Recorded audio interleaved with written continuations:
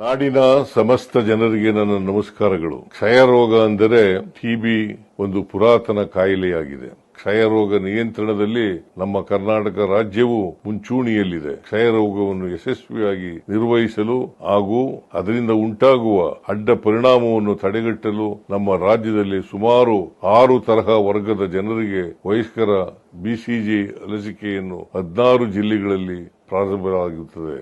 ಇದು ಸಂಪೂರ್ಣ ಸುರಕ್ಷಿತ ಮತ್ತು ಉಚಿತವಾಗಿರುತ್ತದೆ. ಈ ಲಸಿಕೆ ಪಡೆಯುವುದರಿಂದ ಕ್ಷಯರೋಗದಿಂದ ಉಂಟಾಗುವ ದುಷ್ಪರಿಣಾಮ ಅಥವಾ ಅಡ್ಡ ಪರಿಣಾಮಗಳನ್ನು ತಡೆಗಟ್ಟಬಹುದು.